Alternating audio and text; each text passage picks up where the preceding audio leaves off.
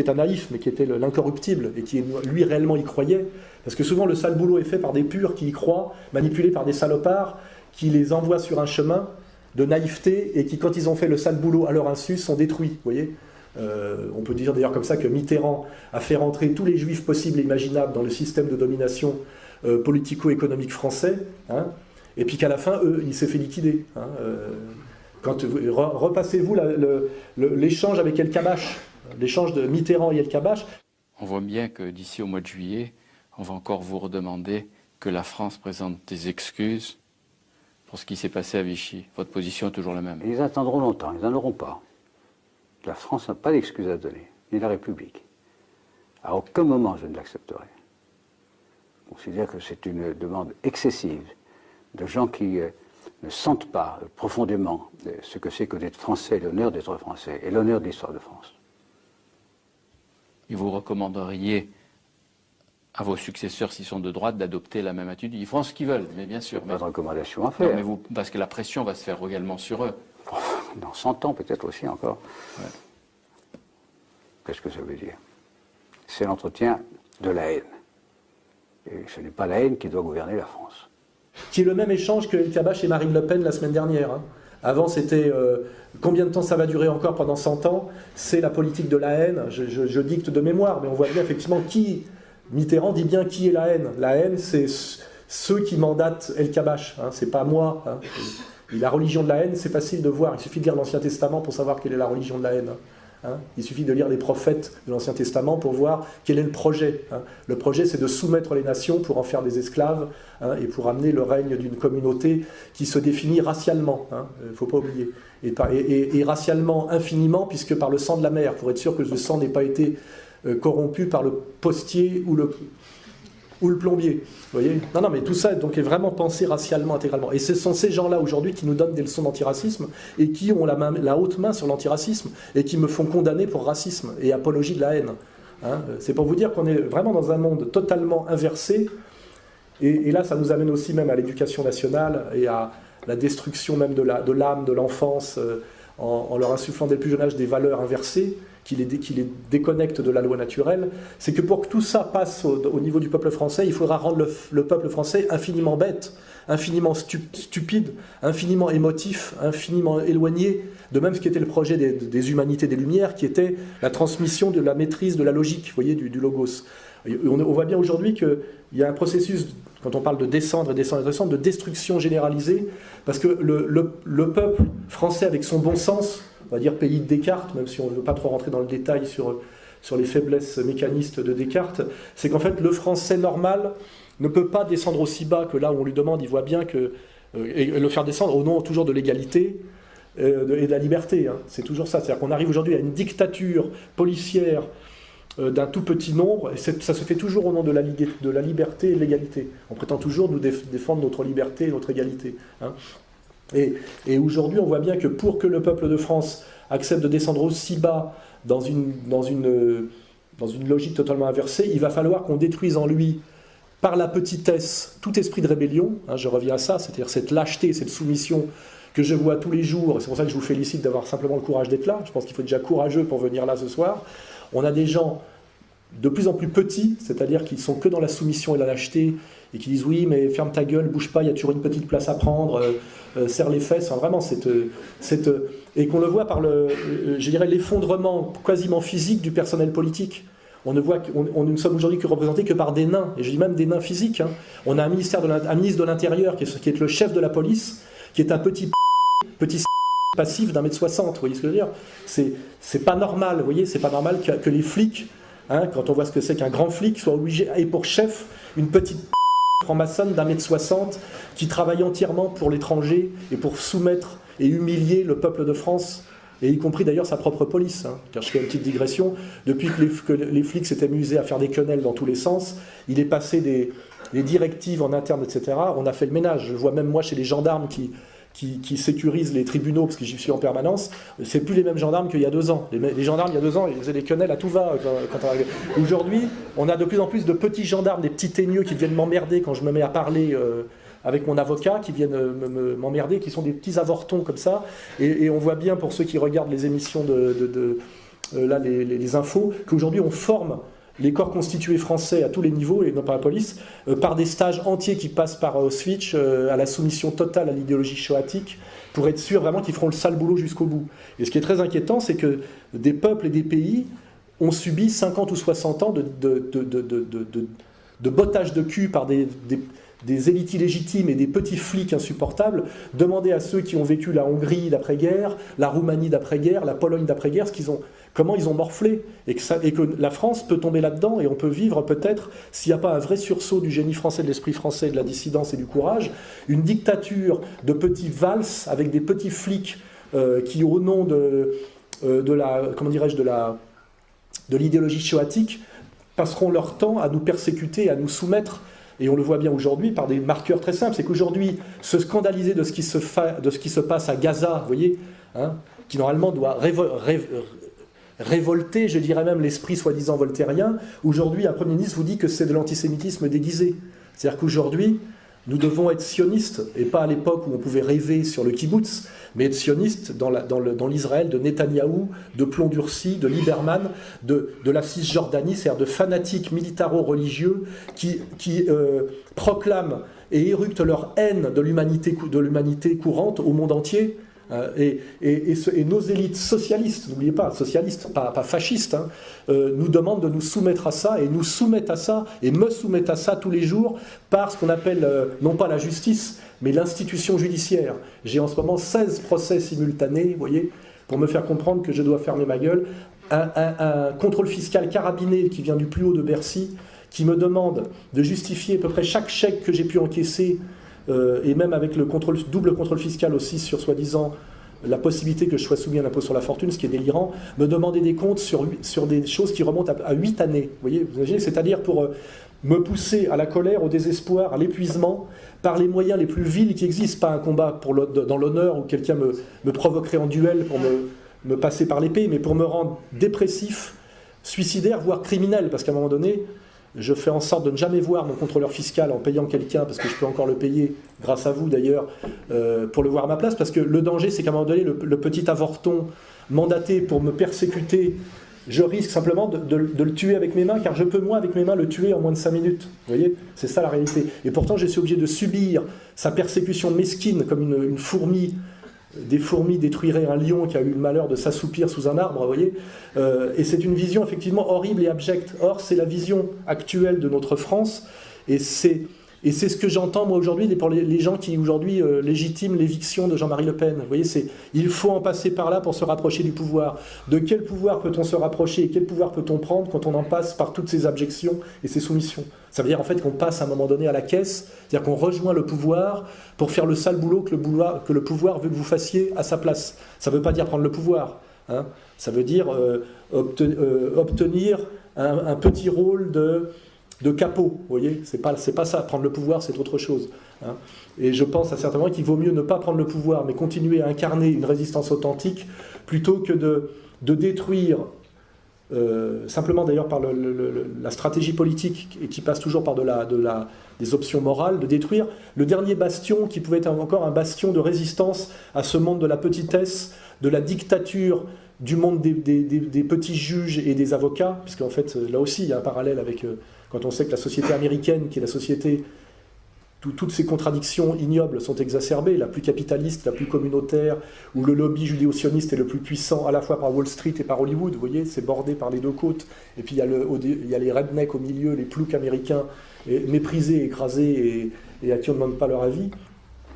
Cette dictature des avocats est importante à comprendre quand on sait qu'aux États-Unis, 20% du PIB, je crois, c'est des frais d'avocat. Vous voyez, l'hyper-judiciarisation aujourd'hui, ce que j'écrivais en 2002 dans Jusqu'où va-t-on descendre, qui ne m'a valu à l'époque aucun procès, car c'était la tradition française de l'ironie et de l'esprit français, de pouvoir critiquer au nom de la liberté politique, par l'ironie du pamphlet, des options politiques qu'on estimait contraires aux nôtres ou au bien. Aujourd'hui, je ne pourrais plus écrire ce livre, il me vaudrait un procès par page. Et c'est en gros pour ça que les gens me disent aujourd'hui, vous ne faites plus le con du mois dans la vidéo du mois. Non, je ne peux plus, parce que systématiquement maintenant, sur ordre du CRIF d'ailleurs, qui ont dit on ne peut pas combattre Soral sur le fond, on n'a rien à lui répondre sur le fond, hein. On ne peut pas le combattre même physiquement, on lui a envoyé des casseurs de gueule, je ne sais pas combien de fois, ça ne marche pas comme ça, il ne se soumet pas par la peur physique, il ne faut pas oublier la notion de peur physique, qui est importante aussi, on éduque les gens dans la trouille, ça va même jusqu'à la limitation des vitesses de voiture, vous voyez, il faut vivre sans risque d'accident aujourd'hui, vous voyez, c'est-à-dire sans panache. On apprend l'adolescent même à renoncer quelque part à ses idéaux d'adolescence intelligent. On apprend le jeune homme à se comporter comme une jeune fille, je le dis aussi, hein. On le voit même au niveau de l'enfance aux États-Unis, où on file des protocoles, il y a des protocoles de médicamenteux pour que les garçons se calment physiquement, pour qu'ils se comportent à l'école comme des petites filles, parce que c'est plus facile à gérer. Ils sont moins explosifs dans la cour de récréation. On voit bien que le standard est aujourd'hui avec Belkacem, on le voit, hein. On le voit par les tentatives de ce qu'ils font dans les crèches, c'est que nous soyons tous des petites filles, vous voyez, hein. Et j'avais dit au niveau de la conscience politique dans un bouquin qui date de 1996 que notre destin est de devenir des jeunes filles bourgeoises de gauche, ce qui était vrai, hein, qui correspond à la conscience, à l'absolue absence de conscience politique, mais avec l'apparence de la conscience, hein, c'est Simone de Beauvoir, on va dire, hein, la sainte patronne de cet effondrement. On a aujourd'hui cette idée, effectivement, que nous devons tous être des petites filles, nous devons tous faire pipi assis, vous voyez, on voit bien, hein, tout ça. Dévirilisation complète, destruction de l'esprit de grandeur, malgré dans le monde quand même de la quantité, apologie de la mesquinerie, de la petitesse, de la soumission et de la mentalité du petit chef, avec aussi un rôle important qui est je dirais l'agrandissement du secteur tertiaire et du monde des employés de bureau, qui est le monde des esclaves, des soumis et des petits manipulateurs. Une des raisons pour laquelle j'ai cet esprit que j'ai, c'est que j'ai jamais travaillé, j'ai toujours refusé de travailler dans un bureau, j'ai toujours refusé par la motocyclette de faire de l'embouteillage en voiture, vous voyez, et je pense que ça m'a protégé de ce travail de lente soumission qui s'appelle le salariat, hein, n'oubliez pas, hein. Le cercle Proudhon d'ailleurs, les vrais syndicalistes révolutionnaires et les gens de l'ultra-gauche, justement, qui ne cautionnaient pas un certain marxisme, vous voyez bien qu'il y avait un lien intrinsèque entre le salariat et l'esclavage, vous voyez. Un salarié est un esclave, alors excusez-moi de vous le dire, ici il y a 90% de salariés, quoi. Et vous le savez, et vous n'y pouvez rien, je ne vous accuse pas, mais vous fermez votre gueule et vous faites ce qu'on vous dit, et puis à un moment donné, d'ailleurs, quand vous avez bien fait ce qu'on vous a dit, notamment d'aider à la mise au chômage des autres, après c'est votre tour, vous voyez, hein, vous regardez passer les charrettes jusqu'à ce que ce soit votre tour, hein. Et puis vous dites, que puis-je faire d'autre? Ben oui, bien sûr, on a fait en sorte que vous ne puissiez pas faire grand-chose d'autre. Voilà. Et c'est toutes ces choses-là que j'essaye d'articuler. C'est pour ça que je pense qu'il faut vraiment se battre.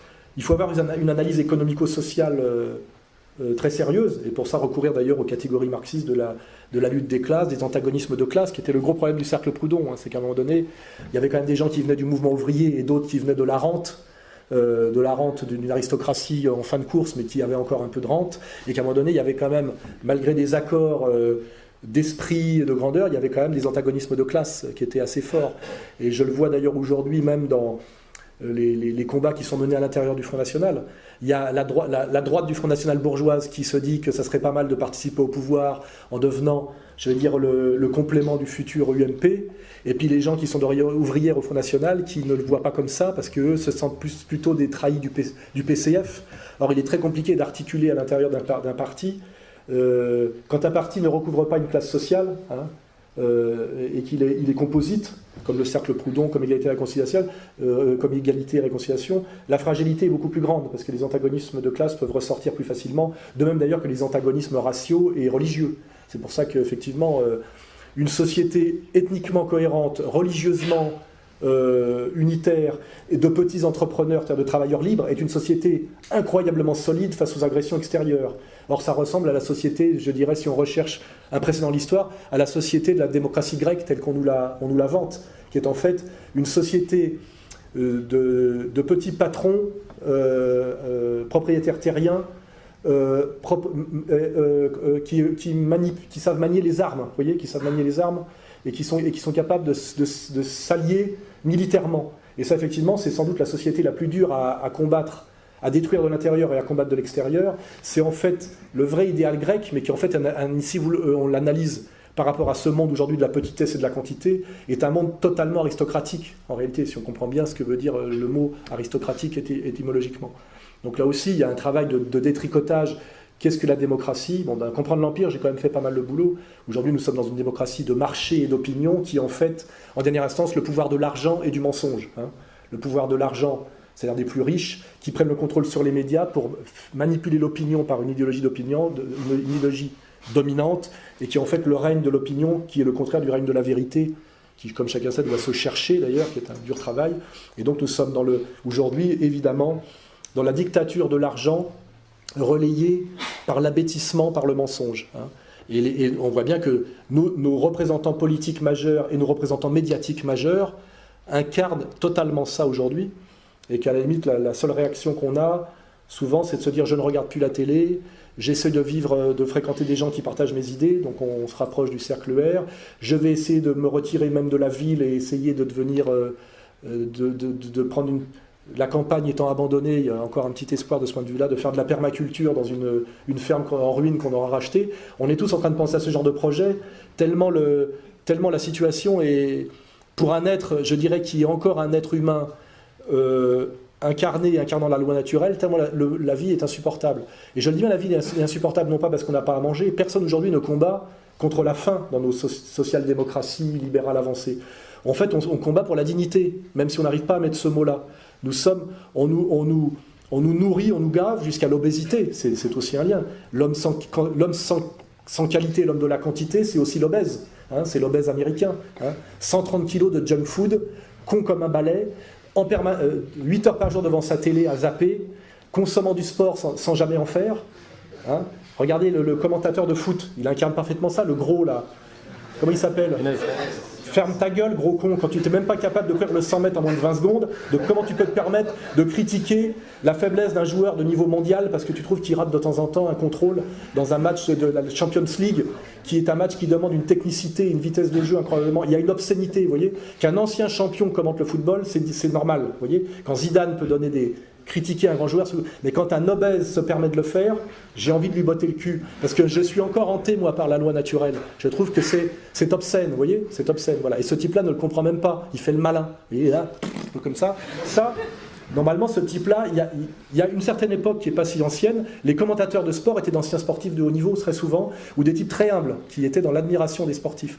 Aujourd'hui, on a des blaireaux qui donnent leur avis à tout bout de champ, en se prétendant, et puis on organise d'ailleurs, vous voyez sur la chaîne qui est le 21 là, les mecs qui s'amusent à commenter le foot, de plus en plus de femmes pour commenter le foot.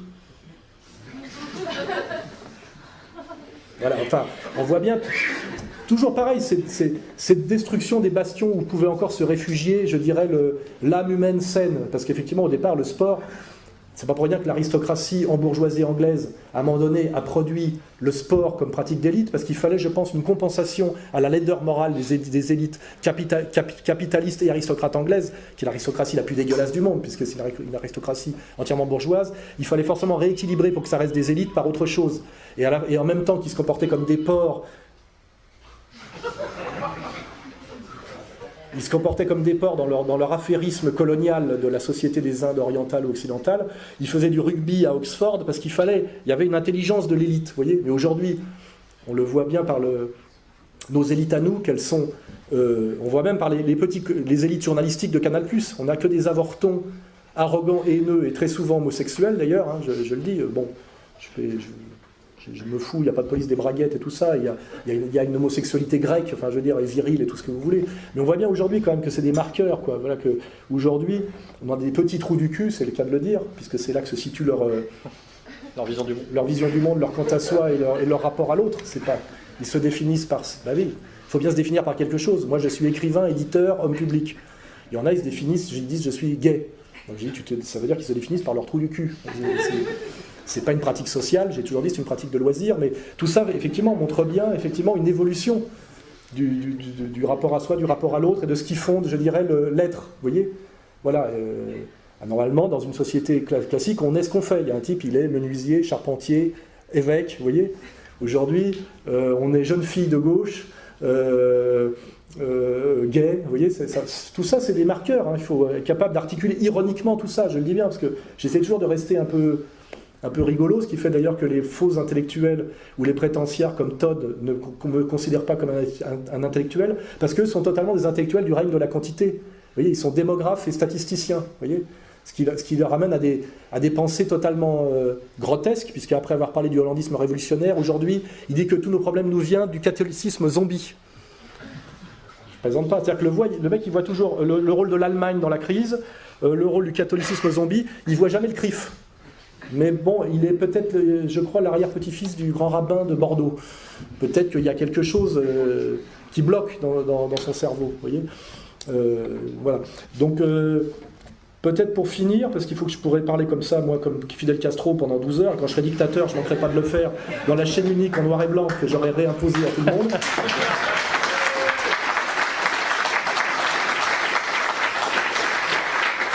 Je voudrais parler d'une dernière figure, puisque là j'ai abordé des concepts, hein, la quantité, la petitesse, la dictature des avocats, Voltaire, des marqueurs comme ça pour vous, le CRIF, effectivement, la dictature du CRIF.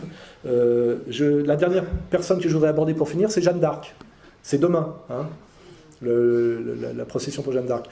Comme je l'ai dit récemment, pourquoi je pense à Jeanne d'Arc de temps en temps, quand je vois le pauvre Le Pen dire Jeanne d'Arc au secours, quand je pense qu'il a donné le Front National à sa fille, en se battant pendant des années pour qu'elle arrive à prendre le pouvoir, parce que je vous garantis que personne n'en voulait au front, hein. J'y étais pour le savoir, il a fallu faire le ménage, et malheureusement virer tous ceux qui pourraient défendre Le Pen aujourd'hui, c'est tragique. Alors en fait, il a tué et sorti du front tous les gens qui étaient contre Marine, et aujourd'hui, il ne peut plus être défendu de l'intérieur, parce que tous les gens qui pourraient le défendre, c'est lui-même qui les a virés. Pourquoi? Parce qu'il a transmis le pouvoir à sa fille en pensant peut-être que la loi de la fidélité au père, qui ça aussi fait partie des valeurs que nous défendons, serait plus grande que la petitesse du calcul et de la soumission. Et malheureusement, le pauvre Le Pen, c'est aussi un symbole qui est le dernier grand français incarnant l'esprit français, au-delà d'ailleurs de toute position politique.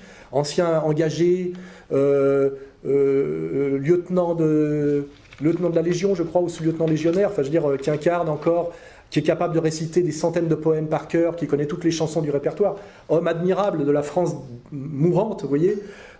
Quand on le voit dire Jeanne d'Arc au secours à 86 ans au défi du premier, ça donne les larmes aux yeux, parce qu'on se dit ce dernier grand français est en train d'être tué, et il est tué par quoi? Par sa propre fille, un avocat marron, ancien trotskiste de Marseille, un énarque. Il y a une tragédie, hein, et pour ceux qui me disent oui mais c'est le prix à payer pour accéder au pouvoir, je veux dire, cette chose-là à laquelle ces gens-là accéderont, et vous verrez que je suis prophète, Marine n'accédera jamais au pouvoir, hein. C'est Philippot qui accédera au pouvoir et Maître Collard, eux ils auront des places, elle n'aura jamais aucune place, car les gens qui nous dominent sont des racialistes intégraux, ils ne laisseront jamais une Le Pen, fille de son père, accéder au pouvoir. Elle aura fait le sale boulot pour les autres et elle se fera dégager à son tour, comme s'est fait dégager Chirac après avoir fait le coup du Veldiv, comme s'est fait dégager Mitterrand pour n'avoir pas accepté ce sale coup-là, elle sera elle-même aussi éliminée à son tour. Vous verrez, je suis prophète, vous verrez que je vous dirai, Soral l'avait prédit, comme à peu près tout, hein, ce que j'ai prédit depuis 10 ans. Hein, voilà.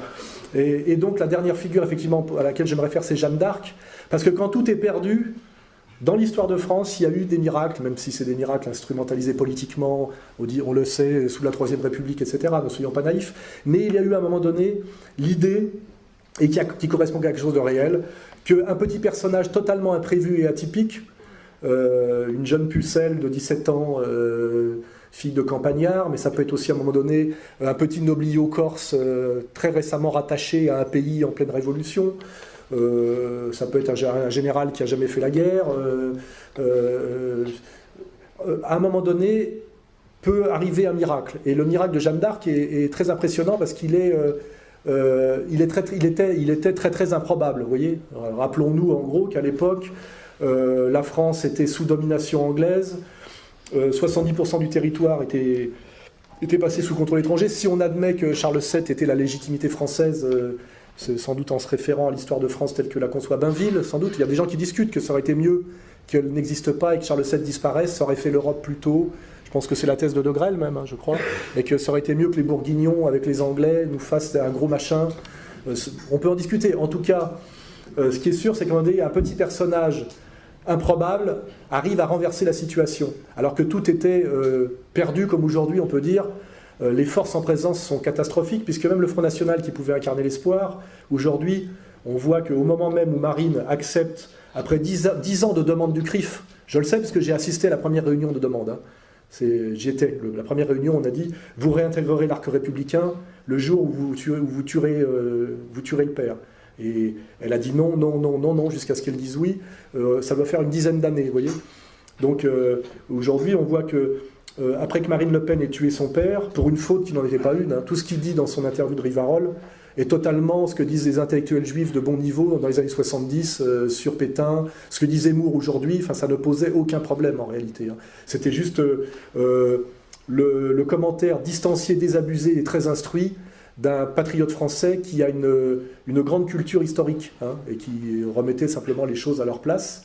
Et de voir aujourd'hui que quelques jours après ça, Marine Le Pen est invitée aux États-Unis pour être décrétée un des 100 personnages les plus importants du monde occidental, dans une ignoble robe qui l'a fait ressembler de plus en plus à Madame Merkel ou à la future présidente des États-Unis si tout va pour le plus mal, c'est-à-dire l'hystérique Hillary Clinton.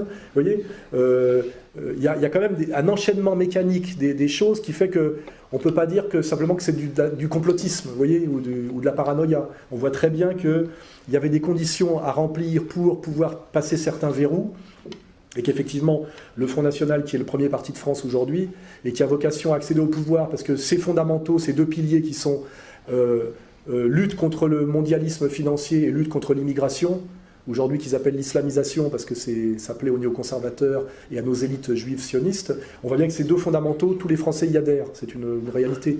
Donc le Front National a vocation effectivement à accéder au pouvoir. Le problème, c'est comme me l'a dit Patrick Buisson lui-même, la dernière fois qu'on s'est vu, il m'a dit, parce qu'il est très intelligent, très cultivé, très ironique et très fataliste, ce qui l'a amené d'ailleurs à devenir le principal conseiller de Sarkozy, alors que c'est un type d'extrême droite, d'un antisémitisme forcené, il m'a dit, tu verras Alain, en rigolant, le jour où le Front National prendra le pouvoir, et il le prendra, le président et le trésorier sont... Voilà, plaisanterie, et en gros c'est ce qui va se passer d'une manière plus ou moins directe ou déguisée. Voilà. Je sais que les propos que je tiens aujourd'hui peuvent me valoir pratiquement la prison, mais on en est là. Voilà. Donc, pour citer Jean-Marie Le Pen, pour qui j'ai un infini respect pour sa solidité dans la résistance et pour incarner peut-être le dernier dans le personnel politique, je veux dire cet esprit français, qui n'est pas tout à fait ce qu'incarne Dupont-Aignan, malgré ses petits efforts, quoi. Jeanne, au secours, voilà. Hein. On l'attend et peut-être qu'elle se présentera sous une autre forme, hein, voilà. Et je ne pense pas que ce soit Marine Le Pen, hein. Vous regardez Jeanne d'Arc, vous regardez Marine Le Pen en photo là aux États-Unis avec son espèce de robe de poufias. C'était... Non, mais je veux dire, à un moment donné, je suis désolé, hein, on est dans un monde de violence et d'incroyable dureté. Le Pen est tué par sa fille. Moi, je subis ce qu'on appelle le meurtre du frère par ma propre sœur. Vous voyez, on est quand même dans un monde où des gens qui sont cachés, infiniment mesquins, minuscules et cyniques et méchants, et d'autant plus méchants qu'ils sont minuscules, il suffit de regarder le physique d'Aziza et sa méchanceté. La dernière fois au tribunal, il m'a poursuivi jusque dans les toilettes où j'allais pisser, pour me dire, tu seras bientôt en prison, ça sera bientôt la prison. J'étais en train de pisser, j'ai failli me retourner pour lui pisser dessus, mais je me suis dit... Non mais vous imaginez le délire du type, il me suit jusqu'aux toilettes du tribunal, tu vois. Il est haut comme ça, hein. On dirait Max la menace, vous voyez. Et il me dit, ça va être bientôt la prison, comme ça, hein, genre, en jouissant comme ça. On est dans un monde quand même où on subit des violences incroyables et qu'on n'a pas le droit de se défendre. C'est-à-dire que moi, je passe mon temps à me faire donner des coups de pied à tous les sens du terme par des nains. Et si jamais je lève la main, je pars directement en prison. C'est ça.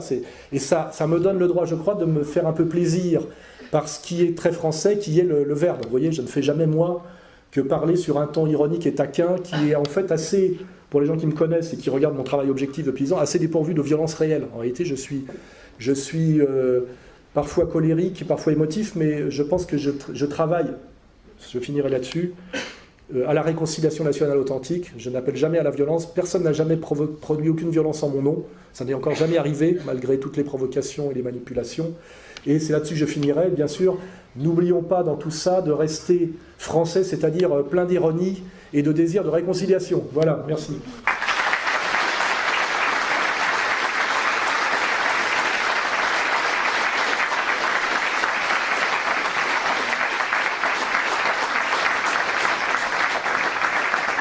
je rappelle par la dernière conférence avec Jacob Cohen à Marseille que nous tendons la main à tout le monde, hein, bien évidemment, et qu'il y a des gens en fait en permanence pour répondre à notre appel, mais que les médias et les politiques mentent pour que le français de base ne le sache pas. Hein. En réalité, nous ne sommes pas du tout isolés. Hein.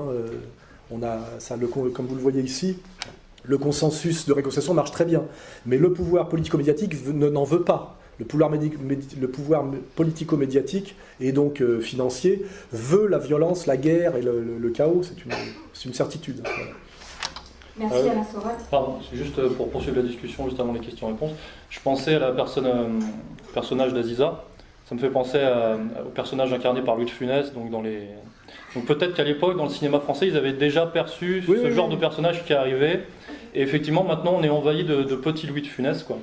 On a Meyer Habib, Aziza, le petit, à un moment donné, qui est à côté d'El Kabash, le petit blond à lunettes, et qui pousse El Kabash à poser la question à Marine Le Pen sur la Shoah. Il y a une dernière question, il me fait signe, Arnaud Le Parmentier. Oui, Angela Merkel va aujourd'hui visiter Dachau. Est-ce que vous avez prévu, vous, un jour, d'aller à Auschwitz ou dans un camp de concentration? Si vous voulez vous souvenir du monde de l'école, il y avait toujours au premier rang le faillot à lunettes qui balançait les autres à la prof, et quand la prof sortait, il disait, je sais pas comment il s'appelait, va au tableau, puis tu noteras ce qu'on parlait ou qu'on lançait. Et lui, c'était le type à qui on ne voulait pas ressembler et à qui on pétait la gueule régulièrement à la récré, vous voyez. Et c'était sa maman ou son papa qui venait le chercher avec le petit goûter, etc. Et cette figure-là, qui est le mec qui était au bas de l'échelle à l'école communale, je vous dis, à l'époque où on est dans la loi naturelle, vous voyez, le bon sens des enfants, ce type-là aujourd'hui a les pleins pouvoirs. C'est le modèle. C'est le modèle et il a les pleins pouvoirs. Quand est-ce qu'on va le remettre à sa place? C'est ça la bonne question. Hein. Moi, ça me fait penser à une formule de Pasolini qui parlait de mutation anthropologique pour l'Italie des années 70. Et effectivement, on subit ce genre de choses qui fait qu'on en arrive à ce genre de modèle pour notre société. Je voulais juste rebondir encore, parce que j'ai pris des notes pour pas que ça ne serve à rien. Jeanne d'Arc, effectivement, vous l'avez dit, sa venue était improbable. Et ce côté improbable, c'est justement ce côté spécifiquement français. C'est pour ça que Jeanne d'Arc est française. Et je faisais aussi le parallèle parce que vous avez parlé du sport. Et effectivement, c'est dans le sport que se sont transposés comme un palliatif toutes les valeurs, toutes les dignités, toute la combativité. Et encore, on peut le vérifier dans les équipes françaises, on le vérifie encore, malgré tout. Déjà. Il y a toujours ce côté imprévisible. Voilà, c'est quand au rugby, par exemple, quand on affronte les All Blacks ou des machins. De temps en temps, on gagne. Voilà, ou handball, machin. On n'a pas le. Mais on est en train, de détruire ce refuge de la dignité du sport par le sport-spectacle. Hein, on voit bien aujourd'hui que si on prend une figure que j'aime pas du tout, qui est l'attaquant du Real de Madrid, là, Benzema, ça parle vachement d'argent, il n'y a pas beaucoup de respect pour la famille, sa manière de ne pas mouiller le maillot quand il est en équipe de France, on voit la manière dont il joue par rapport à la façon dont il joue à Madrid. On a vraiment une destruction des valeurs du sport par le sport-spectacle. Le système trouve toujours un moyen d'aller salir et détruire ce sur quoi on essaie de rebondir pour se maintenir. Je pense d'ailleurs aussi par exemple au salafisme. Quand moi je tends la main au nom de la droite des valeurs aux musulmans qui ont encore des valeurs familiales, etc., etc., derrière on voit quel est le travail du système. C'est ce que j'ai appelé il y a des années, même si je me faisais emmerder pour ça, islamo-racaille au service de l'islamo-sionisme. Et ça donne Daesh, et ça donne les frères Kouachi, etc. On voit bien qu'à chaque fois, notre système de domination, son travail c'est de salir et de détruire tout ce qui pourrait encore nous servir à nous relever. Hein. Et c'est vraiment un travail de laideur systématique et méthodique qui a quelque chose, je le dis bien, puisque c'est après avoir parlé de Jeanne d'Arc, je vais parler de la dernière figure qui est au-dessus de tout ça, c'est Satan. Il y a quelque chose de réellement diabolique dans tout ça. Hein. C'est vraiment la dictature de la laideur et du mal généralisé. Et là, on peut vraiment parler de satanisme. Hein. Il y a une stratégie satanique de soutien à Daesh par les puissances occidentales, par cette alliance américano-saoudo-israélienne, hein, où on va, aujourd'hui, hein, on va faire tomber pratiquement, parce que malheureusement les nouvelles ne sont pas bonnes, on va faire tomber la Syrie, qui va devenir un lieu de massacre, et notamment de massacre de toutes les minorités chrétiennes et même alaouites, c'est-à-dire les minorités non sunnites ou wahhabites. Et les gens qui signent pour ça, c'est le gouvernement français. C'est pas pour rien qu'on accepte ou que pour la première fois on ait le droit de vendre des Rafales au Qatar. C'est que c'est le Rafale qui va aller bombarder demain. C'est la manière de partager le gâteau du mal, vous voyez. Voilà, donc là je vais peut-être pas trop digresser là-dessus parce qu'il y a les questions, mais voilà, Satan, hein, Voltaire, Jeanne d'Arc, Satan, en fait c'est bien, on peut prendre comme dans un jeu vidéo, vous voyez des figures dans ce combat dans lequel nous sommes impliqués à notre petit niveau, mais c'est ça qu'il faut voir. Hein, voilà. Le pire, c'est que ces gens-là le font en se servant, en manipulant le prestige, justement, le prestige réel qui existait dans ce que j'appelle l'esprit français. Ça me fait penser au film de BHL que j'ai vu, Le Serment de Tobruk, où effectivement, si lui, il arrive à faire ça, c'est en se servant, en jouissant de ce que la France représente pour les Libyens, pour tout un tas de... En trichant sur ce qu'a pu être le Quai d'Orsay du gaulien des années 60. Donc ces gens-là savent ce que c'est, ce qu'est l'esprit français, ils le connaissent très très bien. Ils le pervertissent, systématiquement, oui, bien sûr. Et juste avant les questions... C'est l'affaire Charlie, bien sûr. Je voulais expliciter encore un tout petit peu sur les notes que j'ai prises par rapport à la vision du monde, le règne de la quantité, donc il y a aussi un bouquin de Guénon d'ailleurs. J'avais noté effectivement, c'est le monde de la valeur contre le monde des valeurs. Parce que la valeur, effectivement, la quantité, c'est-à-dire que tout est quantifiable, puisque une formule que j'utilise, c'est que pour eux, on disserte sur la valeur des choses, pour ce monde, pour cet esprit bourgeois, de la même manière qu'on négocie un prix. C'est-à-dire que tout a une valeur, tout a une... Combien tu vaux, c'est ça que ça veut dire, combien tu vaux. Quel est ton prix? Moi, le message que j'ai reçu pratiquement tout le temps, depuis des années, c'est quel est ton prix pour fermer ta gueule, tu vois, en gros. Qu'est-ce que tu veux? Vous voyez, et à moins qu'on dise, mais ça n'a pas de prix, les gens disent, comme ma sœur, il devient fou. Vous voyez, pour ma sœur, je suis fou. Parce qu'elle est dans ce monde-là, elle ne comprend pas ce que je fais. Elle se dit, mais quel gâchis, avec tout le talent qu'il avait, il aurait pu être à Cyril Hanouna. Vous voyez, bien sûr, c'est ce que le seul qui avait compris ça, c'était d'ailleurs celui qui s'est pratiquement suicidé de drogue, là, dont je parle de temps en temps, l'animateur de télé de la rue, parce qu'il était un peu moins con. Et la dernière fois que je l'ai vu, il pleurait. Il m'a dit, en gros, il estimait avoir raté totalement sa vie, ne pouvoir supporter, alors qu'il était richissime et célèbre, ce qu'il faisait que par de la drogue jusqu'à en crever. Et lui, il avait compris parce qu'il n'était pas trop bête. Il avait encore les moyens de comparer. Mais Cyril Hanouna ne peut même pas comprendre ce que je lui dis, quoi. J'essaye pas d'ailleurs. Hein. Je me dis, bon, j'essaie de me tenir loin. Voilà, quand je vois passer la télé, hop, j'éteins la télé. Voilà, mais on en est là aujourd'hui. C'est d'essayer de se tenir loin de la contamination. Voilà. Bon, on va arrêter les digressions parce qu'il y a le train à 20h. Hein.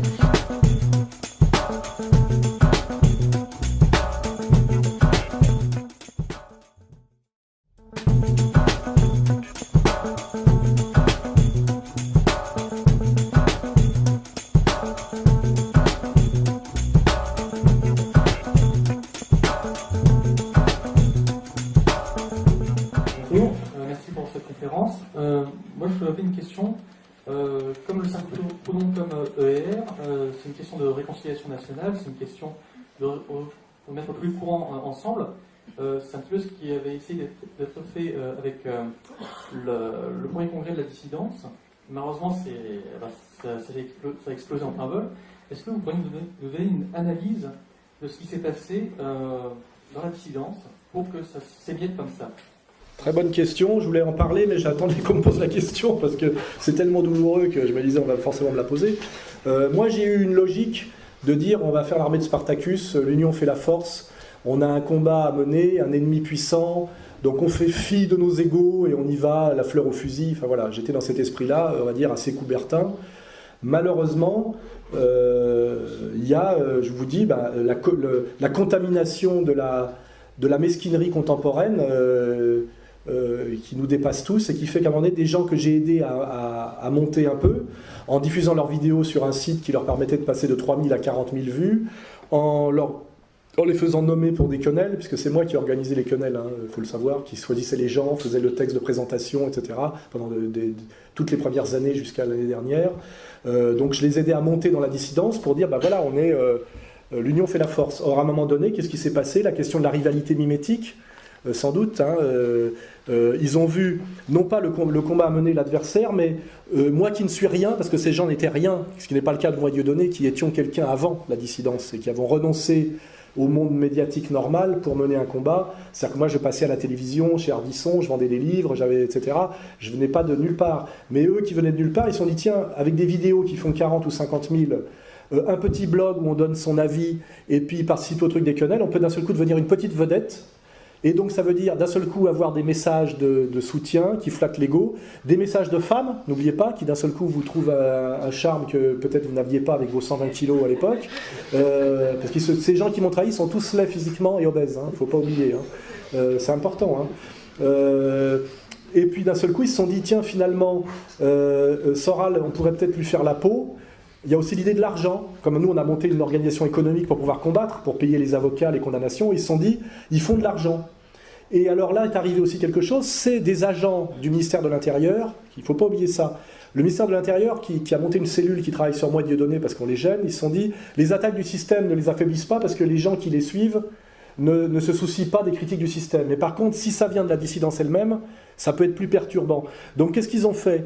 Ils ont approché des gens de la dissidence à qui ils ont dit, si vous continuez à inviter Renoir ou Forisson, c'est la prison, mais si vous vous mettez à taper en interne sur la dissidence, vous pouvez faire ce que vous voulez. Et je le sais parce qu'ils ont fait ça déjà avec un type dont vous avez oublié l'existence, qui s'appelait Boulefkad, que j'ai aidé au début parce qu'il faisait le planton devant une banque.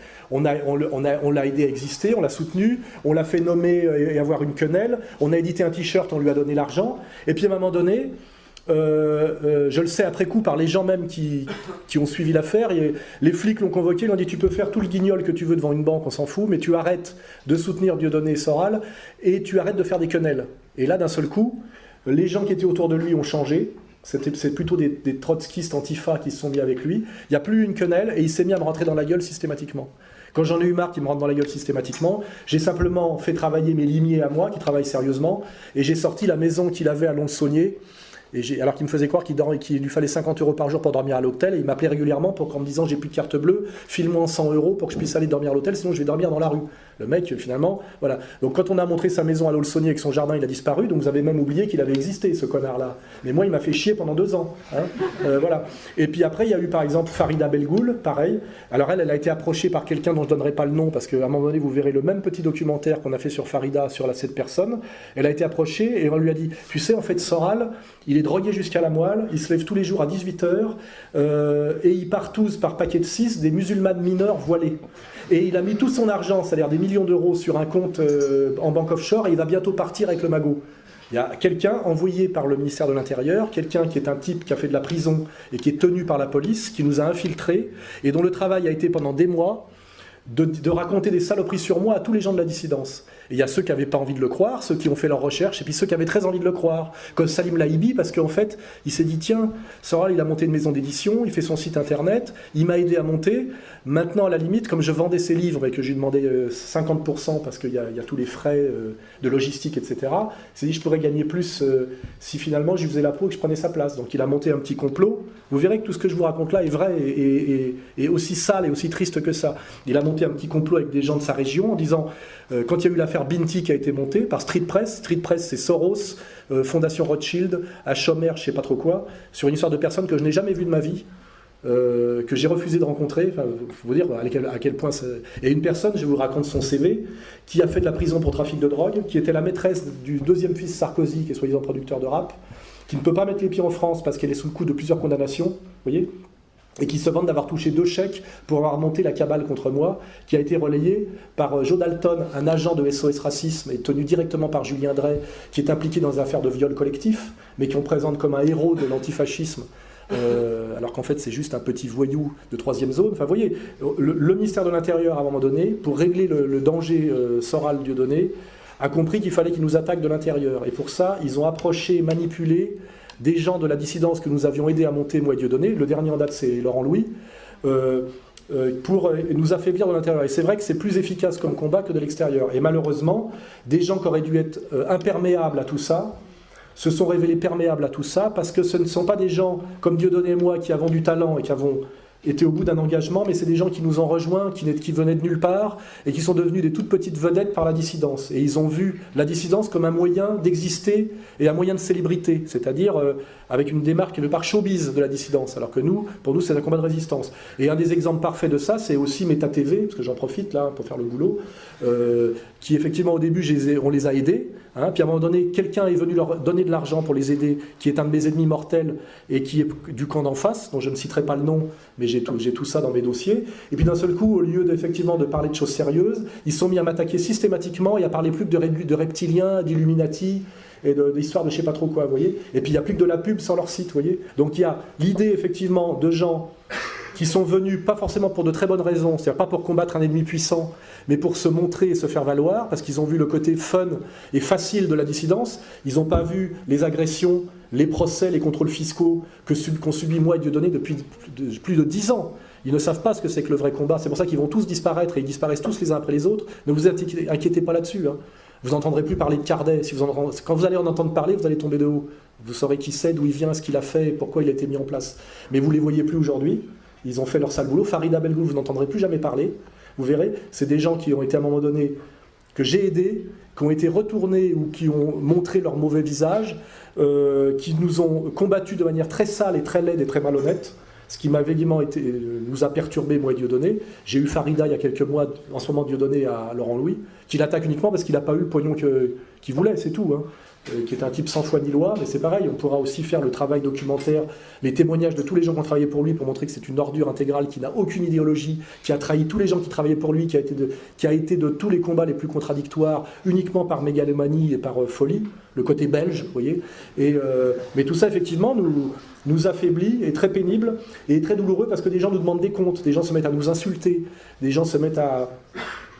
Par exemple, moi je ne vais pas parler de moi parce que ça ne serait pas pudique, mais sur Dieudonné, je trouve ça scandaleux que des petits merdeux qui sont sur Facebook avec des pseudos se mettent d'un seul coup à attaquer Dieudonné, à lui manquer de respect, alors qu'il tient le coup depuis plus de 10 ans, avec des persécutions que personne ici ne pourrait supporter, hein, des perquisitions, les flics qui débarquent, bloquer tous ses comptes en banque, plus de comptes en banque, est obligé de jouer n'oubliez pas comment il jouait dans un autocar, n'oubliez pas ça, vous voyez, alors qu'il pourrait être le pote d'Hanouna et jouer dans Astérix 4, et gagner au moins 10 fois plus d'argent que ce qu'il en gagne aujourd'hui par son talent et son travail. C'est un énorme travailleur, Diodo. C'est un génie du comique et un type qui écrit un spectacle par an tout seul et qui joue 300 fois par an. Et moi, vous voyez, j'ai un respect absolu pour Dieudonné, dont je connais les défauts, comme j'ai un respect absolu pour Le Pen, parce que j'estime m'inscrire dans une tradition. Il y a des gens qu'on n'a pas le droit d'attaquer, parce qu'on doit d'abord penser qui on est soi. La question que vous devez vous poser, c'est est-ce que j'ai le droit, moi, en fonction de ce que je suis, de manquer de respect, d'attaquer, d'insulter une personne ? À un moment donné, c'est comme en boxe. C'est pour ça que moi j'aime les sports de combat. Dans les sports de combat, il n'y a pas de baratin, hein. La hiérarchie, elle se fait sur le ring. Moi, je sais très bien, pour ceux qui ont vu récemment, j'ai fait une photo avec Ramon Dekers, avec qui j'ai passé une soirée.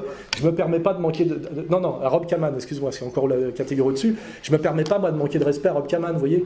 On a parlé d'autre chose que de boxe, et je ne me suis pas permis j'ai évité de parler même de ses défaites face à Rufus, parce que je pensais que ça pourrait être un manque de respect, être douloureux, et qu'il aurait pu m'en coller une et qu'il aurait eu raison, vous voyez. Mais il y a des gens qui n'ont plus malheureusement ces valeurs, et malheureusement, il y a des gens qui prétendent combattre aujourd'hui un monde issu de mai 68, mais en fait, ils sont faits de mai 68. C'est-à-dire ce sont des ados égoïstes, pervers, mégalomanes et très fragiles. Et malheureusement, je vous le dis, on a à un moment donné, parce qu'on a été trop gentil et trop idéaliste, on a en fait monter des gens dans la dissidence sans rien leur demander en échange d'autre que la loyauté qui devait être, je dirais, implicite. Je parle toujours de la loi naturelle. Il m'a paru à un moment donné absurde et délirant qu'un certain Salim Laibi se mette à me cracher à la gueule, à s'en prendre à ma vie privée, à mentir, à me diffamer. Déjà parce que dans l'islam, je crois que ça n'existe pas, comment dirais-je, la calomnie systématique. Ça n'existe pas aussi d'attaquer la vie privée des gens. Je veux dire, ça ne se fait pas. Et à un moment donné, je suis tombé de haut. C'est-à-dire, à un moment donné, je me suis dit, mais qu'est-ce qui lui prend ? Il est devenu fou. Voilà. Et je découvre à un moment donné que ces gens-là, en fait, pendant des années, ont été des petits secrétaires d'autres personnages, en l'occurrence Nab, et qu'en fait ils rêvaient un jour d'être plus que ce qu'ils sont, et que le moment donné, moi je les ai aidés à monter, et ben ils m'ont poignardé.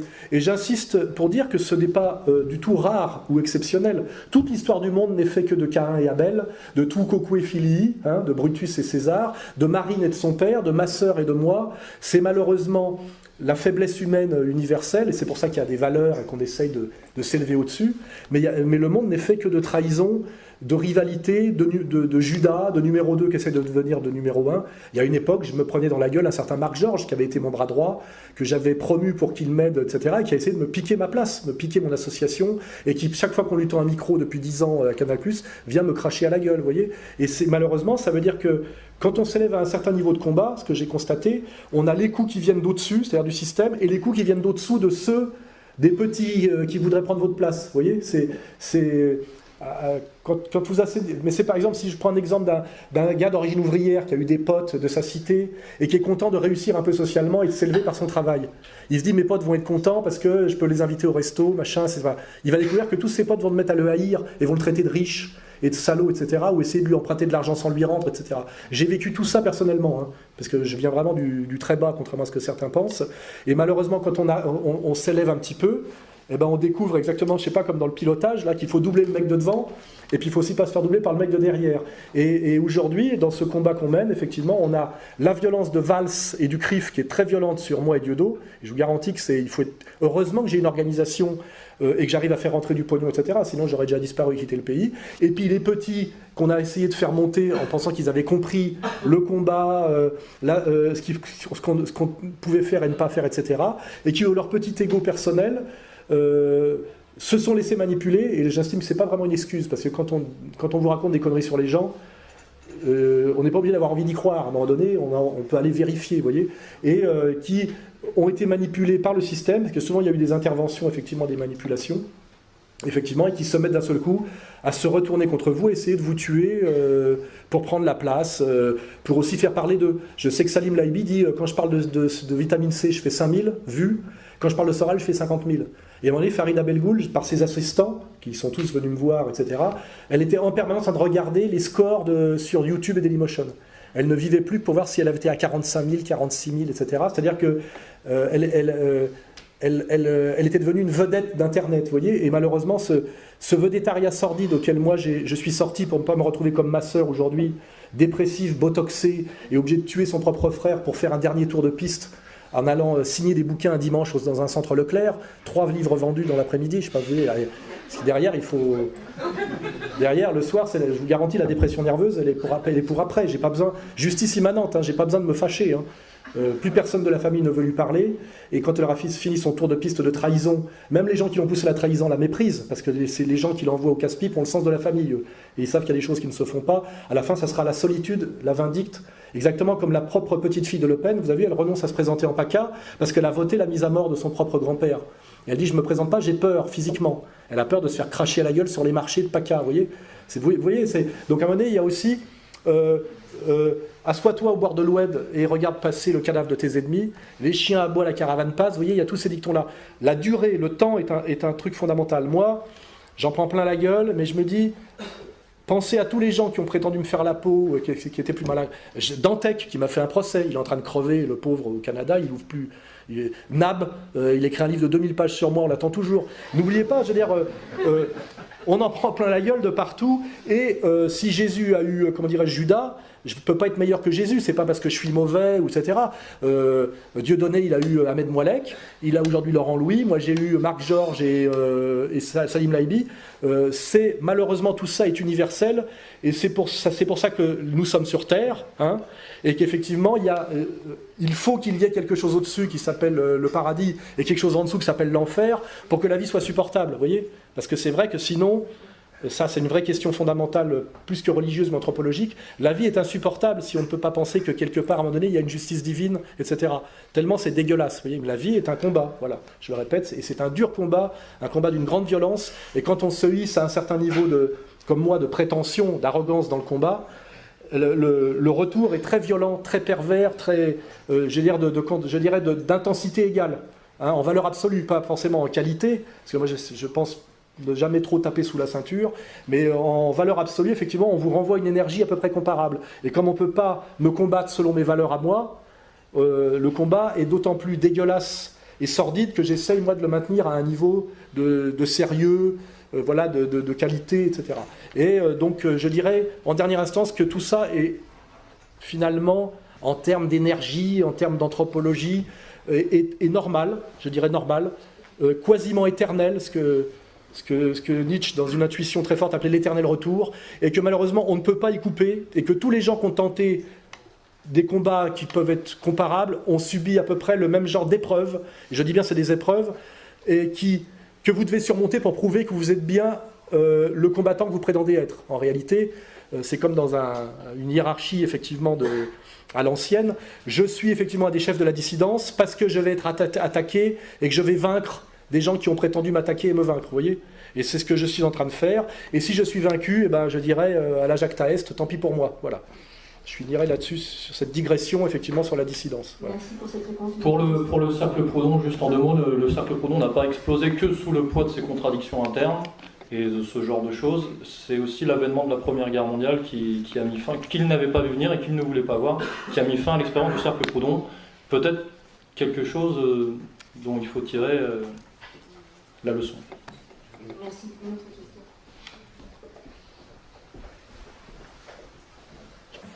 Bonsoir Laurent, je voulais vous poser la question si vous ne pensez pas que tous les problèmes que vous avez soulevés sont dus à la structure même de l'État. Je ne comprends pas tout à fait la question. Structure même de l'État, ça veut dire quoi? La structure de l'État en parlant de le fait d'une hiérarchisation du pouvoir au lieu de travailler sur la communauté, sur la nation. Bah, si je pense à la question qu'on vient de me poser, on avait une organisation volontairement très anarchique avec Dieudonné et la dissidence, en ne donnant aucune directive, en ne demandant aucune contrepartie quand on faisait la promotion de certains, on ne leur faisait pas signer des chartes, etc. Si je pense par exemple à Farida Belgoul, elle est venue, on l'a découverte un jour, on lui a donné le micro, on lui a fait faire une vidéo, elle racontait l'arnaque de SOS Racisme et tout ça, et on l'a aidée à monter. Elle a voulu monter les JRE, on lui a fourni les cadres pour le faire, etc. Et puis à un moment donné, elle s'est prise pour une star, elle s'est prise pour Jeanne d'Arc, elle a commencé à cracher un peu sur tout le monde, et je pense que c'est même l'absence de hiérarchie et de type, de verticalité qui a produit tous les problèmes, parce qu'en fait j'aurais dû lui demander au fur et à mesure que je l'aidais à monter des garanties de réciprocité, et même j'ai presque quelque chose de l'ordre du contrat, vous voyez, pour être sûr qu'elle ne pouvait pas faire n'importe quoi. Et pareil pour Salim Laibi. Salim Laibi un jour m'a dit: je me présente aux élections à Marseille, est-ce que tu peux venir me soutenir? Je ne lui ai demandé aucune contrepartie, je ne lui ai même pas demandé de me rembourser le billet de train pour regarder les vidéos, je suis allé le soutenir avec Dieudonné, etc. Et j'estimais que ce don amenait un contre-don évident. Et d'ailleurs ce contre-don qui n'a jamais existé, puisque je ferai remarquer que moi j'ai relayé les vidéos de tous ces petits dissidents sans jamais demander qu'ils relayent les miennes sur leur propre site, et ce qu'ils n'ont d'ailleurs jamais fait, puisqu'il était évident que moi j'avais un gros site dominant, et donc j'aidais les petits à monter, et que j'avais pas exigé qu'eux-mêmes se servent de leur site pour me renvoyer l'ascenseur. Mais peut-être que j'aurais dû exiger systématiquement qu'ils me renvoient l'ascenseur, parce que comme ça ils auraient été, je dirais, mouillés avec moi idéologiquement. Alors qu'après ils ont pu dire: oui mais moi Soral m'a relayé, mais moi je n'ai jamais relayé parce que je pensais profondément que c'était de la merde, parce que j'ai découvert que des mecs, en fait, ça faisait des années qu'ils disaient: oui, pour moi Soral n'est qu'une étape, j'ai vocation à devenir le chef de la dissidence, de toute façon c'est un décadent. Genre ils avaient déjà décidé des années avant de me faire la peau, vous voyez, ce qui est quand même une mentalité effectivement à laquelle je suis totalement étranger, ou mentalité à laquelle je suis qui m'est étrangère, voilà. Et c'est pour ça que souvent j'ai du mal à voir ce genre de coup venir, parce que j'ai du mal à me mettre dans la peau de ce genre de mec. Voilà, j'arrive pas à me mettre dans la peau d'un type qui peut faire copain avec un mec pendant 5 ans, avec déjà l'arrière-pensée de le poignarder dans le dos. Je ne fonctionne pas comme ça, mais c'est aussi parce que je ne fonctionne pas comme ça que vous êtes là ce soir, excusez-moi. Je veux dire, il y a bénéfice à tout ça, c'est que il y a quand même une intuition profonde des gens qui se disent quand même: Soral ne veut pas être tout à fait tout le mal qu'on en dit, parce que il y a quelque chose, voilà, il y a de l'intuition, voilà. Et je pense que les gens qui se comportent comme se comporte Salim Laibi en ce moment finiront par le payer, je crois, et je prie d'ailleurs pour ça. Et je vous le dis aussi, là je suis gréco-romain, je suis plus gréco-romain que chrétien, je me réjouis de la défaite de mes ennemis. Voyez, quand Richard Descoings est mort, sodomisé de drogue dans un hôtel new-yorkais, j'ai pas fait semblant de pleurer sa mort.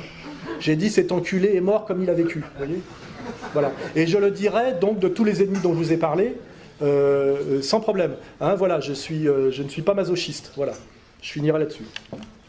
Pour peut-être le monsieur poser une question, je pense, à un niveau plus politique, peut-être au niveau de l'État. Ouais, ce que je peux dire, moi, c'est que le cercle Proudhon prônait un équilibre justement entre un État fort, à savoir incarné par un roi, et réduit à des fonctions diplomatiques et guerrières, et une société civile forte, à savoir organisée en corporation. Une société, c'est ce que prônent les syndicalistes révolutionnaires, une société de producteurs, libres et indépendants, peut-être autonomes, de petits propriétaires, comme les Grecs. Et c'est tout l'inverse, et c'est marrant. D'où la citation de Maurras, la monarchie c'est l'anarchie plus 1. L'anarchie plus 1, voilà. C'est ça que ça veut dire. Et c'est tout l'inverse de la société actuelle, parce qu'on nous vend cette société soi-disant libérale et avec un État qui nous protège, alors que en vérité c'est tout l'inverse. On a un État qui empiète sur la société civile, donc c'est tout ce qui est taxes, codification, voilà, tout, et je le vis en ce moment parce que je travaille pour des petits artisans, des petits patrons, et ils se prennent ça dans la gueule, la libre entreprise. Donc il n'y a pas de libéralisme, il y a un monopolisme, et par contre on a un État supra-étatique, donc qui gère tout, et enfin voilà, tout est inversé, donc c'est un système hypocrite. Et effectivement, il y a un problème à ce niveau-là. Il y a aussi, je le découvre en ce moment par les contrôles fiscaux, là, la France est une dictature fiscale. C'est incroyable les pouvoirs qu'ont les fonctionnaires du Trésor public. Ils peuvent absolument tout vous faire, vous voyez. Vous arrêtez vos gosses, bloquez tous vos comptes, exigez le moindre rentrée d'argent sur des années, etc. Et un des moyens de terreur politique qu'il y a dans notre société bourgeoise, ignoble et mesquine, c'est la terreur fiscale. Tous les gens qui à un moment donné résistent d'une manière ou d'une autre se chopent un contrôle fiscal carabiné, et je peux vous garantir que c'est vraiment une destruction de ce que pouvait avoir en vous d'humain par la mesquinerie.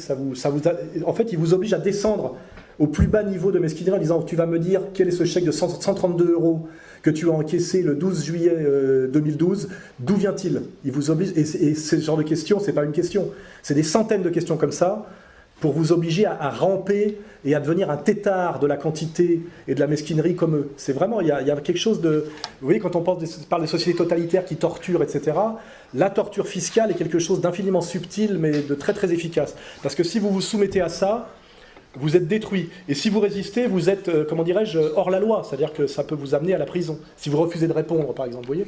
Et je suis confronté à ce genre de situations actuelles qui sont des sujets de réflexion très profonds. Hein, parce que vous arrivez avec votre virilité, votre bon sens et votre certitude d'être... Parce que moi, je ne suis pas un délinquant fiscal et en plus, je ne gagne pas beaucoup d'argent. Et vous êtes... c'est une attaque infiniment déloyale et sordide, vous voyez. Et ça vous submerge. Vous avez quelque chose, ça vous... Le danger, c'est la dépression. C'est vous dire, je veux bien me battre, mais donnez-moi une épée, vous voyez, donnez-moi un ennemi visible, vous voyez. Alors que là, c'est comme si on vous asseyait sur une termitière, vous voyez, ou un nid de fourmis rouges, quoi. Vous voyez, c'est vraiment très très humiliant et c'est fait pour ça. Voilà. C'est fait par l'État. C'est l'État, bien sûr, c'est l'État. Donc ça prouve bien que les petits politiciens sont au service de l'économique, et pas l'inverse. Merci. Une autre question.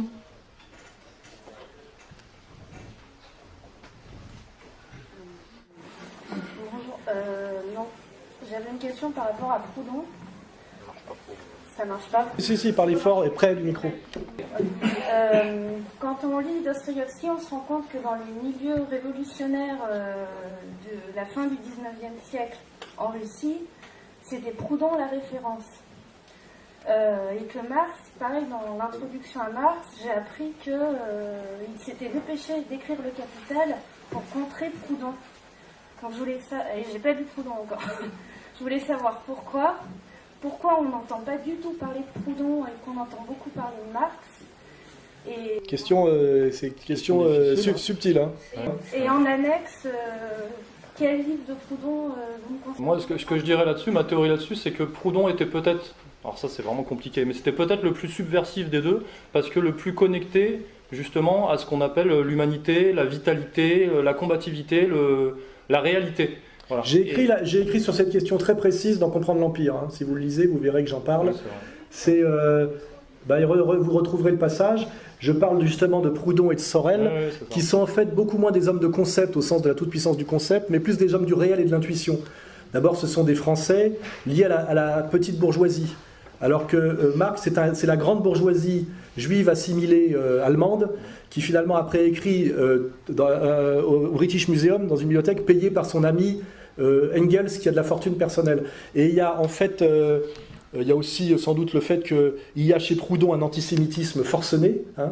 C'est-à-dire qu'il y a un très gros, au moment de l'émergence de tous les mouvements révolutionnaires européens qui se passent très fortement après l'échec de la révolution de 1848, on va dire, il y a une concurrence des révolutionnaires et des chapelles. Il y a Bakounine, il y a Proudhon, il y a Marx, etc. Marx est investi à un moment donné, quand il écrit le manifeste du Parti communiste, il est investi pour incarner l'élan révolutionnaire en prétendant à la scientificité parce que c'est lui qui a le plus gros bagage philosophique. Et quelque part, il veut tuer ses concurrents. Hein.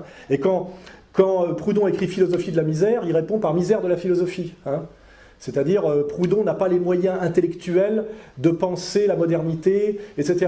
Et en fait, ce que je dis dans Moi comprendre l'Empire, c'est que l'histoire a prouvé que les intuitions de Proudhon avaient triomphé de l'arrogance conceptuelle de Marx sur la longue durée. Et notamment, ça se passe au niveau que chez Marx, la révolution est compatible avec le salariat et rend même l'extension du salariat nécessaire, alors que chez Proudhon, il y a cette intuition qu'il faut une communauté fraternelle et horizontale de petits patrons, et il y a une dimension anarchisante qui dit que finalement, chez Marx, c'est très hégélien quelque part, mais de l'hégélianisme grossier, c'est-à-dire qu'il faut accomplir jusqu'au bout le processus bourgeois pour le subvertir en dernière instance.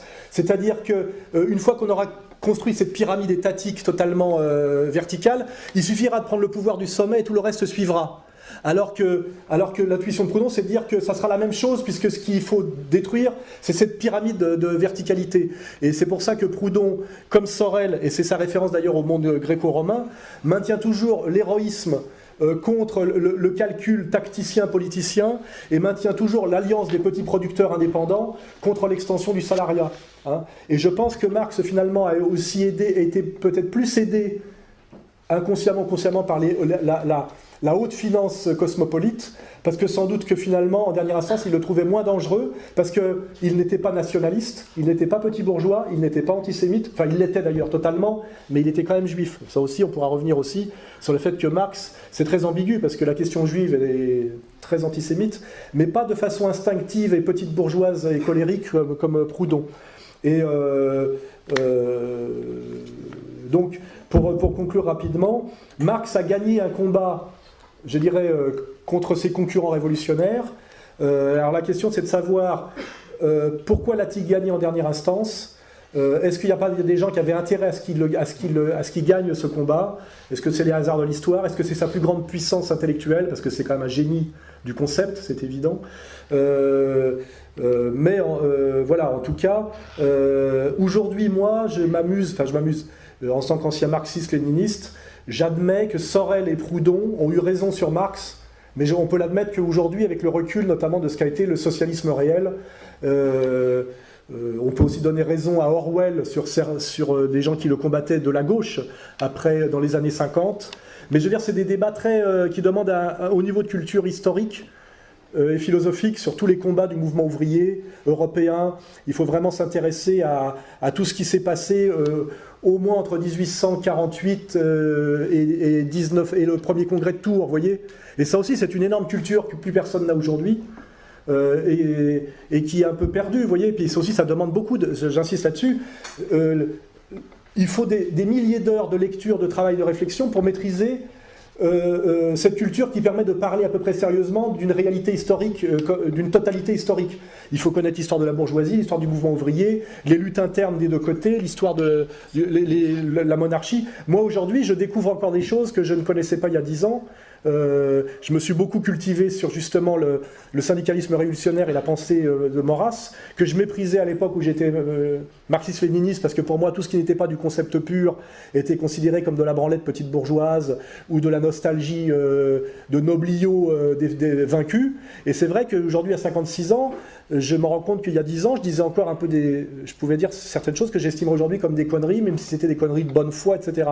Ça demande énormément de travail, tout ça, malheureusement. Et on ne peut pas à la fois lire et s'engager politiquement. Il faut bien à un moment donné passer à l'action.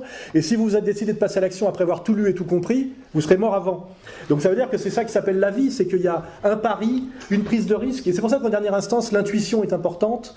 Et la morale universelle est importante parce que, étant donné qu'on ne peut pas tout savoir et que le concept n'est pas tout puissant et que de toute façon le concept appuyé sur une historicité tronquée peut amener à des conclusions logiquement justes mais pratiquement fausses, hein, ça c'est aussi une discussion qu'on peut avoir sur la question de la logique. En dernière instance, c'est important, je dirais, la loi morale, vous voyez, c'est-à-dire de sentir des choses qu'on doit faire et pas faire, parce que finalement, l'idée de la fin qui justifie les moyens, qui est le discours trotskiste typique, ça c'est très dangereux. Voilà, je dis en dernière instance, comme on ne peut pas tout savoir et qu'on n'a qu'une vie qui est courte, vous voyez, hein, jusqu'à 18 ans pour être adolescent, pour se cultiver universitairement, vous avez 10 ans, et après il faut vous faire des enfants, les nourrir, etc. Donc à un moment donné, c'est un conseil que je donne, il faut s'en remettre à son instinct moral, vous voyez, et toujours ne jamais sortir de la ligne de... Il y a des choses qui ne se font pas, quel que soit le but, quel que soit l'ennemi, vous voyez. Moi, je n'attaque pas sur leur vie privée des gens qui m'attaquent sur ma vie privée, parce que je me dis, quand on commence à partir dans ce genre de déviation, on finira mal, vous voyez. Donc c'est voilà, c'est tout ce que je peux dire. Sinon, effectivement, c'est des sujets très passionnants, très complexes, qui peuvent amener à des débats sans fin, qui ont fait d'ailleurs la grandeur de la France intellectuelle, où on avait des intellectuels de gauche, de droite, qui vont regarder les vieilles émissions très intellectuels qui étaient sur le service public il y a encore 20 ans. On peut être quand même impressionné par l'effondrement intellectuel de la France et par la haute tenue, même d'un point de vue de la maîtrise du langage, quand on voit ce qu'ont vu l'extrait qu'on a mis de Forisson discutant sur Rimbaud et Lautréamont, même si son interlocuteur est insupportable, il manie un français très châtié et il construit un raisonnement bien construit, vous voyez. Là, ce qu'on est sûr, en tout cas, quel que soit qui a gagné de Proudhon ou de Marx, la question aujourd'hui, c'est que plus personne ne lit ni Proudhon ni Marx chez les gens qui se réclament de la gauche. Ça, c'est une certitude, et de la pensée de gauche. Hein. Et ça, c'est plutôt ça la vraie question aujourd'hui. Et donc, je vous remercie déjà pour être capable de poser votre question, qui prouve que vous vous posez des questions sur ces sujets. Il y a des gens qui ont renoncé depuis très longtemps, notamment au Parti communiste, au Parti socialiste, et dans tous les mouvements syndicaux officiels. Hein. Ils ne connaissent rien de tout ça, ils n'en ont rien à foutre. Voilà. Sur l'intuition, et c'est là qu'on retrouve encore, et qu'on voit encore une fois qu'on est dans le bon, qu'on est dans le juste, c'est que c'est effectivement quelque chose de mis en avant par le Cercle Proudhon sur le modèle de Bergson, parce que Bergson établissait une trilogie de l'instinct, de l'intelligence et de l'intuition comme des étapes de l'individu, mais des étapes aussi au niveau de l'humanité. Et pour ce qu'ont fait Berthe et Sorel, c'est d'appliquer ce modèle au socialisme. Et pour eux, le socialisme, c'est le moyen qui va permettre à l'humanité de passer au niveau de l'intuition, parce que pour eux, l'intelligence, c'est justement l'esprit, c'est le mode de la bourgeoisie, justement, au niveau de l'histoire, si vous voulez, de l'histoire humaine. Donc, encore une fois, ces thématiques se retrouvent. Si on veut encore digresser, on dirait que dans cette confiance qu'a Marx dans la toute-puissance du concept, il est en même temps, dans sa manière de combattre la bourgeoisie, totalement sur les outils de la bourgeoisie. Hein, c'est-à-dire sur, effectivement, cette absolue du concept qui est monté d'autant plus haut que le Dieu a disparu. Vous voyez, il y a vraiment eu le Dieu concept. Même moi, quand je m'engueulais un peu avec, non, pas Kluskar, car j'avais suffisamment de respect pour lui pour ne pas m'engueuler avec lui, mais avec Pagani, avec qui je m'engueule beaucoup aujourd'hui, et avec Negroni, non pas avec qui je m'engueule, mais qui aujourd'hui me donne raison contre Pagani, c'est qu'en fait, ces gens-là, quand on écoute Pagani, qui est incroyablement brillant dans ses digressions sur les vidéos que vous pouvez regarder de Pagani, en même temps il dit énormément de conneries, parce que d'abord il s'appuie sur des constats historiques qui sont souvent des constats militants, faux et totalement instrumentalisés, et puis en même temps il se gargarise lui-même de sa virtuosité conceptuelle, pour oublier en fait que ça l'a, sur le plan pratique, ça l'a non seulement mené nulle part, mais il a toujours évité scrupuleusement de confronter sa virtuosité conceptuelle à la pratique, c'est-à-dire à l'engagement politique réel, ou même à l'engagement humain en créant une entreprise ou en prenant des responsabilités. Et ça, c'est intéressant, voilà, de dire où mène le concept absolu, souvent dans le solipsisme total, etc. Et moi, je suis d'une génération d'après, et je fais ce constat. C'est pour ça qu'aussi, aujourd'hui, moi, je suis fier d'être petit patron. Je suis petit patron, vous voyez. Et ça me permet de voir aussi les choses différemment que du marxiste arrogant qui prétend penser la société capitaliste de tellement haut et de façon tellement abstraite qu'il ne sait même pas ce que c'est qu'un compte d'exploitation annuel, l'URSSAF, etc., etc. Et quand on a la modestie de s'immerger dans ce que c'est que l'entreprise, d'un seul coup, on voit les choses un peu différemment, on devient un peu plus modeste et on décale un petit peu ses positions politiques. C'est pour ça que l'intellectualisme, c'est la vision du monde et c'est la mentalité de la bourgeoisie, parce que c'est le règne de l'abstraction, de la théorie, du concept, du blabla, du bavardage. Et l'outil du marxiste-léniniste arrogant, chaque fois que son ennemi l'emmerde, c'était quoi? Traiter de quoi? Petit bourgeois. Alors que finalement, le petit bourgeois sauvera le monde, je crois. Parce que le petit bourgeois, c'est l'entrepreneur, c'est le mec autonome économiquement, c'est pratiquement les gens qui sont ici, c'est le boulanger, c'est l'artisan, etc. La haine, le mépris, la mise à mort du petit bourgeois dans le marxisme-léninisme est très révélateur de quelque chose, vous voyez ? C'est que finalement, il fallait mater cet insoumis qui posait problème à la dictature du concept, mais pas problème politiquement, mais problème d'un point de vue, je dirais, il montrait la fragilité et l'arrogance du concept tout-puissant. Voilà. Et aujourd'hui, on peut faire une réhabilitation a posteriori du petit bourgeois haï par toute l'école marxiste pendant pratiquement un siècle. Voilà. Et pour le livre de Proudhon, je dirais, parce que j'ai pas oublié, je dirais de la justice dans la Révolution et l'Église. Livre à lire, d'accord. Ouais, bah c'est pour ça que je conseille. Maintenant, c'est je suis fier d'être un petit bourgeois. Merci pour la réponse. Une autre question?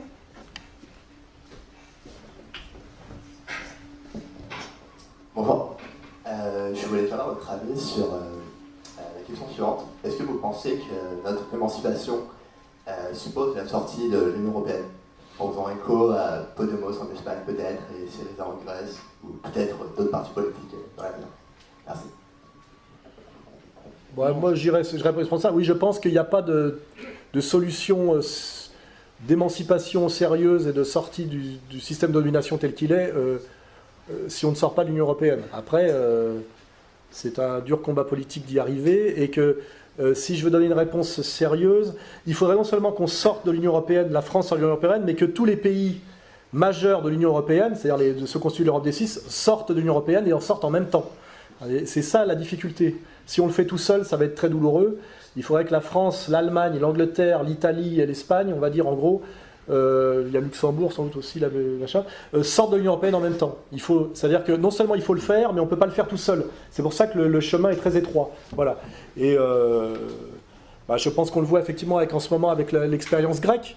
On voit des gens là en Grèce qui sont à peu près de bonne volonté peut-être au départ et qui essayent de combattre l'Union européenne mais sans en sortir. Et on sait déjà qu'ils vont échouer, quoi. Hein, alors peut-être qu'à la fin, c'est l'Allemagne qui sortira la Grèce de l'Union européenne.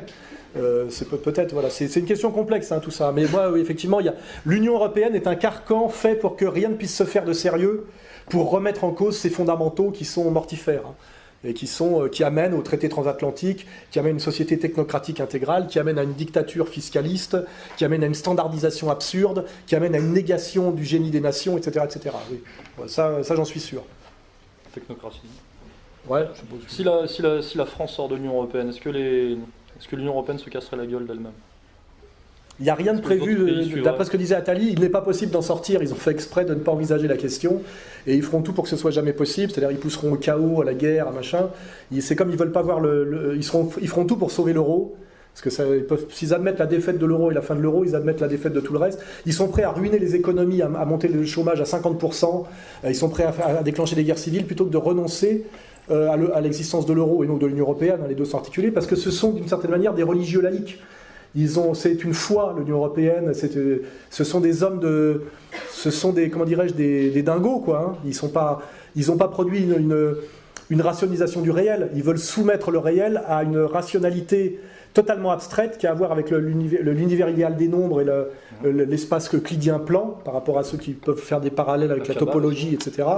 Et ce sont des fanatiques, non pas des fanatiques du concept comme les marxistes-léninistes, parce qu'ils sont moins virtuoses intellectuellement et moins basés sur la philosophie, mais ce sont des fanatiques de la technocratie et donc du réel soumis aux mathématiques, ce qui a à voir d'ailleurs avec la pensée kabbaliste, hein, pour certains qui voudraient établir des connexions, et ils refuseront absolument d'en sortir, parce que sinon ça veut dire que c'est leur monde qui s'écroule, et leur domination qui s'écroule, parce que leur domination n'est légitime que parce qu'ils maîtrisent, soi-disant, un savoir qui permet la puissance et qui permet le pouvoir politique. Et donc, à un moment donné, si ils admettent la fin de l'euro et la fin de l'Union européenne, il faut qu'ils admettent leur fin politique à eux aussi. Et puis après, peut-être aussi le châtiment.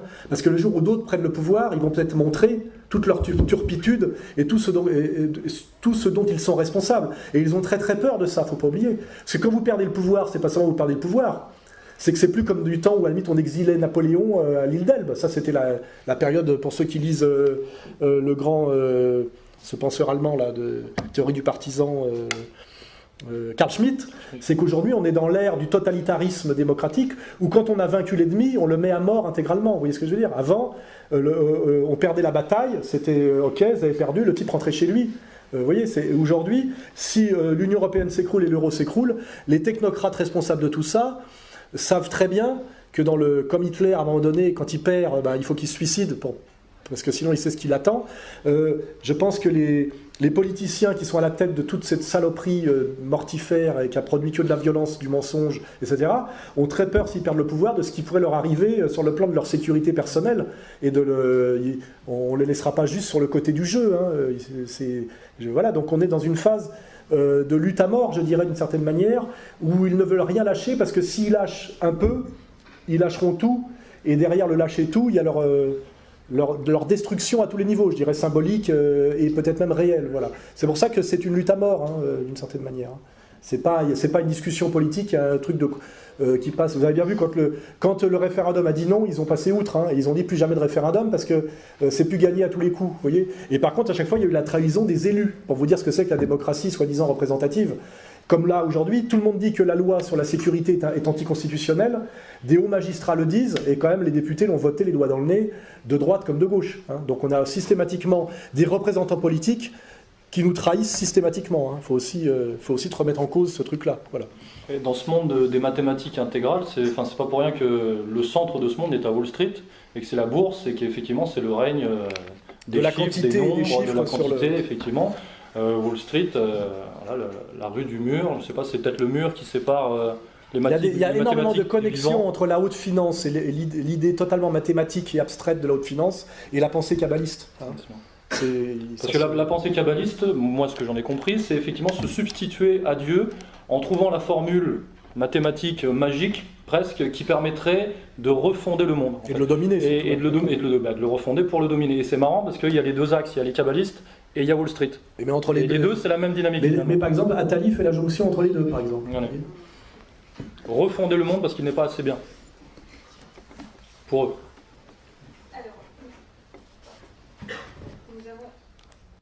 Alors, nous avons la chance d'avoir des intervenants intarissables. Malheureusement, nous avons un horaire à respecter et donc c'était le mot de la fin. Donc, nous allons encore remercier, un grand merci à Alain Sorel et Pierre de Braille.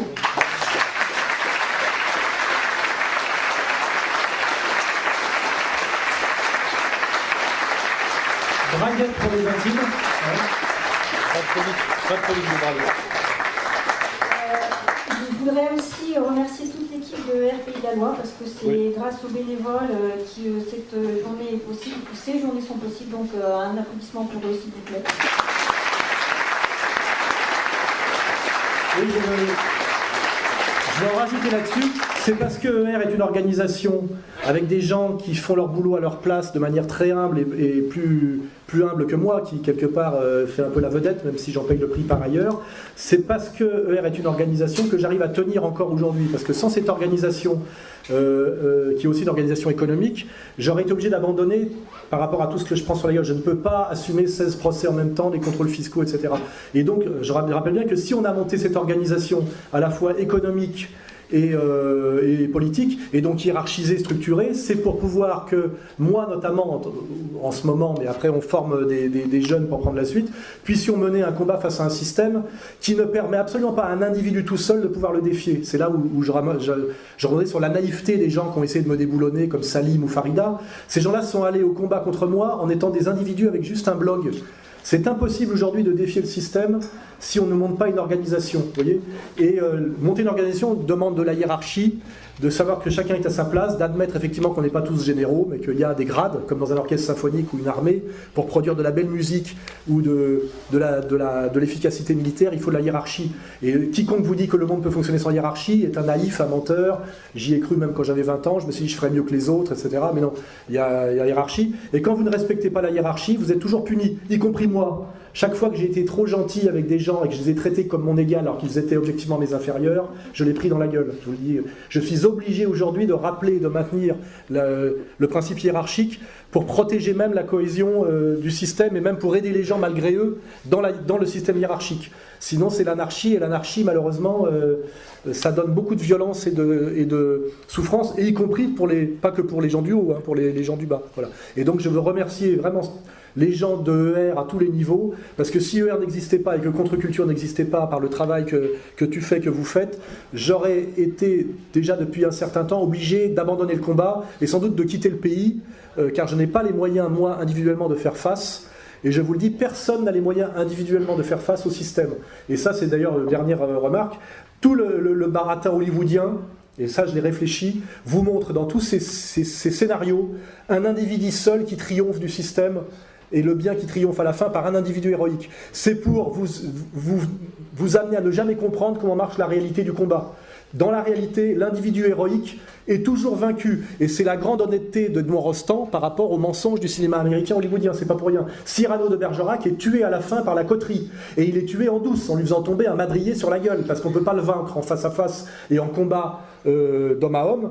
Et qu'on ne peut pas le vaincre non plus par le discours et le logos. Dans la réalité, le héros individuel seul est toujours vaincu. Et sa victoire n'est jamais que posthume dans la mémoire des gens, comme on va effectivement fleurir sa tombe, etc. La seule victoire possible est une victoire collective, organisée, hiérarchisée. Voilà, hein, et ça c'est une certitude. Et donc je vous remercie de me permettre de ne pas être totalement vaincu aujourd'hui par ton travail et aussi par votre présence, hein, et par les livres que vous allez acheter et faire dédicacer, bien évidemment.